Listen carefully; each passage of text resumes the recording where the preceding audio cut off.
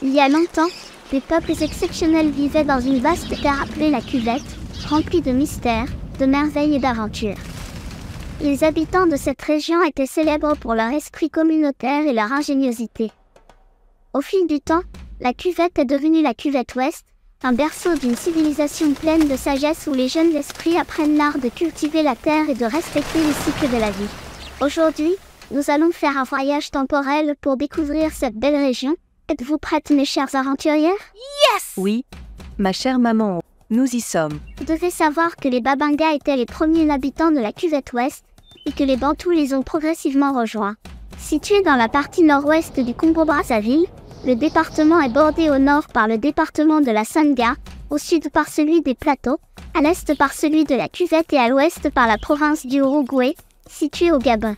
Depuis quand existe ce département? Ce département faisait partie de la région de la Cuvette auparavant. La Cuvette Ouest n'a été créée comme une entité administrative distincte qu'en février 1995. Il couvre une étendue de 26 600 km² et abrite 6 communes. Est-ce que tu peux nous citer les 6 communes qui forment ce département? Les 6 communes du département sont Okoyo, Bama, Kélé, Etumbi et Rouembomo.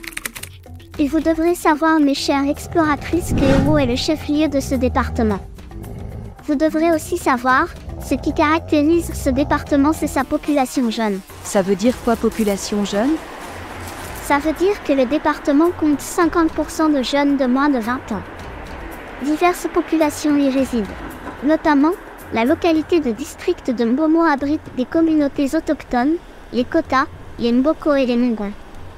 La commune d'Hérault, quant à elle, abrite les populations Teke et les Mbeti. On y trouve les Mbeti et Kota dans la localité de Kélé.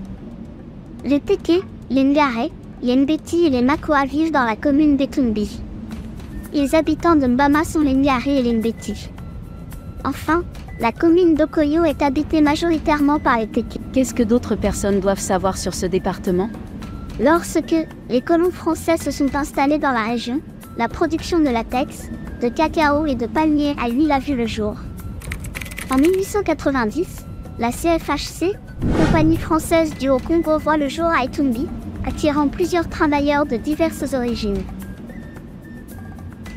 En 1965, la nationale des palmeraies du Congo prend la place de la compagnie française du Haut-Congo. Malgré l'aide du Fonds européen de développement, l'usine ne pourra pas continuer à produire de l'huile de palme. C'est 1989 qu'elle fermera définitivement ses portes.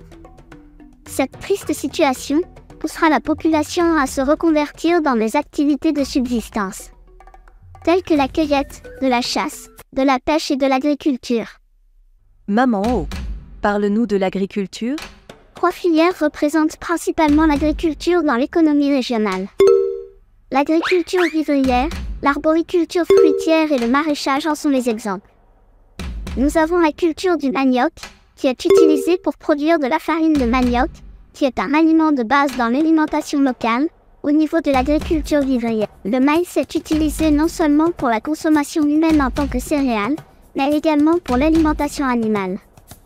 La production de bananes douces, de bananes plantains, d'arachides, de sésame, de pois de voutsou, de taro et d'igname s'ajoute à cela. Le département produit une grande quantité de légumes et de fruits variés, y compris les oignons, les aubergines et les piments, les mangues, les papayes et les agrumes. Les palmiers d'Etumbi sont utilisés pour produire du vin de palmier, une boisson locale très appréciée. Les charançons des palmiers, également appelés hannetons palmiers, sont capturés pour en faire des plats savoureux. De plus, la culture de riz ne peut être pratiquée que dans les zones de Kélé et d'Hérault, où les conditions naturelles favorisent son développement. La région produit des fruits comme les mangues, les avocats, les safous, les agrumes et les ananas grâce à l'arboriculture.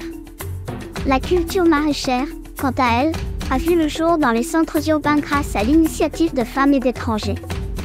Plusieurs variétés de légumes sont cultivées, notamment les ciboules, la tomate, le chou, les aubergines, l'oseille et d'autres. Merci de nous partager sur l'élevage et la chasse, car j'ai hâte de le savoir. Pendant longtemps, l'élevage était considéré comme une activité moins importante. Et vous savez pourquoi? C'est à cause de la chasse qui procurait du gibier. Mais depuis que la chasse est réglementée pour protéger certaines espèces animales, nous assistons à un développement de l'élevage. En particulier, l'élevage de petits animaux est une pratique courante dans presque toutes les localités. On élève des bovins, des caprins et des porcins. Les poulets, les pintades, les canards, les dindons et les cailles sont également touchés par l'élevage de volailles. Le département possède une ferme agro-pastorale spécialisée dans l'élevage et la vente de pondeuses. Permettez-moi de vous demander de nous parler de la pêche. Eh bien, mes chères exploratrices, la pêche se pratique d'une manière artisanale. Elle est pratiquée à pied ou à bord de pirogues pour la plupart non motorisées. Elle est particulièrement développée dans les communes de Mbama, Tokoyo et Etumbi. Elle mobilise aussi bien les femmes que les hommes. En haute saison, les hommes armés de leurs esfilets, leurs lignes, leurs hameçons, leurs masses, leurs corbeilles et leurs harpons pratiquent au quotidien cette activité. À la saison sèche, les femmes entrejeu avec la pêche au barrage. Elles délimitent des cours d'eau avec des feuilles, des morceaux de bois, des branches et de la boue pour obtenir un étang. Avec des chants rythmiques aux lèvres, le mouvement des bras suit le rythme et elles se mettent à vider l'eau à l'aide de corbeilles en liane. C'est incroyable. J'aimerais pratiquer cette pêche. Moi aussi, j'aimerais y pratiquer. Enfin, nous avons des asperges, des feuilles de coco, des champignons, des fruits sauvages, des légumes sauvages et d'autres produits de cueillette et de ramassage. Vous devrez aussi savoir, mes chères exploratrices, que l'exploitation du sel dans cette région se fait artisanalement. Ainsi que la fabrication d'ustensiles et d'outils, les objets de rituels traditionnels, le raffia et d'autres produits forestiers tels que de nasses de pêche. J'ai un peu froid, maman. Est-ce que c'est normal? Oui, car le département est confronté à deux variations légères du temps. Le nord a un climat équatorial tandis que le sud a un climat tropical. Il possède également deux types de végétation, à savoir la forêt et la savane. 70% de la couverture végétale est occupée par la forêt, tandis que 28% sont occupés par la savane. Les communes de Kélé, Etumbi, Bomou et une partie de Mbama se trouvent dans une forêt équatoriale plus dense dans le nord du département. Il y a des arbres de grande valeur tels que l'iroko, Kambala, le sapi, l'essia, le sipo, le wangi, le padouk, la kulnata, la zodé, le déni, le dibetou, le bossé, le mopo, entre autres. Les deux types de végétation n'excluent pas la présence d'une végétation intermédiaire telle que les forêts clairsemées, les forêts-galeries le long des cours d'eau, ainsi que les savanes arbustives et les savanes herbacées. Dites-moi, maman, est-ce que la région regorge de minerais?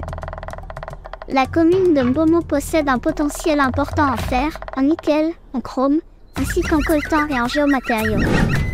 Dans les villages de Kélé et Mbomo, il y a de l'or et du diamant. Est-ce que tous ces minerais sont exploités? L'or est pour l'heure la seule ressource qui fait l'objet de l'exploitation.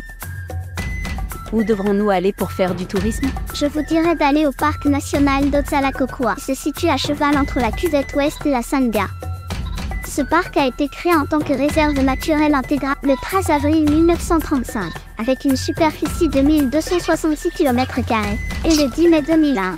Cette superficie a atteint 1 354 600 km². Comment puis-je y accéder? Mbomo est la première étape pour accéder au parc. Le parc abrite une variété de paysages composés de rivières importantes, de forêts marécageuses, de plaines, de clairières, de forêts amarantes, de savanes et de bosquets, de galeries forestières et d'autres types de paysages. C'est vraiment magnifique et génial. J'espère pouvoir visiter ce parc un jour. En tout cas, ce sera une grande découverte et un safari magnifique. Cette faune très diversifiée comprend des espèces forestières comme les céphalophes, également appelés gazelles, les bongos, les gorilles, les chimpanzés et les cercopithèques. Les éléphants et les buffles, qui vivent dans ce parc mais dans la savane, sont appelés animaux savanicoles. Le parc est considéré comme le dernier refuge des lions en Afrique centrale, abritant également des sangliers d'Afrique et des hyènes tachetées. Et de nombreux autres animaux tels que les potamochères, les panthères et les léopards ne sont que quelques exemples. Ajoutons à cela d'autres atouts touristiques moins connus comme les chutes d'eau de Adinga à Etumbi, les gorges de l'Alima à Kansé, les lacs Mbiangoboro à Okoyo, les rivières telles que le confluent Meketidiene et le mont Amaya Mokini à Okoyo, et la stèle du docteur Noël Ballet, un acolyte de Pierre Savorgnan des Brazza à Okoyo. Je dois vous parler de la culture avant de terminer cette exploration. Nous t'écoutons, maman O. La plupart des peuples dans cette magnifique région que vous avez découverte pratiquent des rites d'initiation traditionnels et des cérémonies sociales. Le rite Ndezobi est donc largement impliqué dans la culture des Mbeti, des Mboko et des Kota. Ainsi, nous voici à la fin de notre découverte de la région de la cuvette ouest. Qu'est-ce que vous en pensez? Quelle découverte fascinante! Lors de notre exploration, vous nous avez dit que le département avait une population jeune. Afin d'éviter l'exode rural, il faut développer les infrastructures, c'est-à-dire investir dans des infrastructures de qualité, telles que l'accès à l'Internet haut débit, les routes et les services publics, pour rendre les zones rurales attractives. Soutenir l'emploi local, encourager la création d'emplois locaux en favorisant le développement d'entreprises rurales.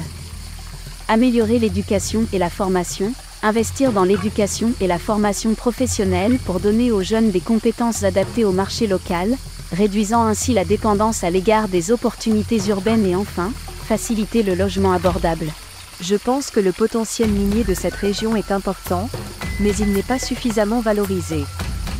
En dehors du bois, et la transformation principale des produits du terroir qui est considérée comme informelle, la région devrait également encourager le tourisme culturel, cultiver industriellement le riz, une action qui aura des conséquences bénéfiques non seulement dans la région mais ça sera une grande porte économique vers d'autres départements et vers le Gabon. La réponse de notre énigme de la dernière fois était l'éléphant. Je vais vous en donner un autre. Écoutez bien, entre les arbres de la forêt dense. Je me faufile, ma fourrure est tachetée, ma présence est subtile.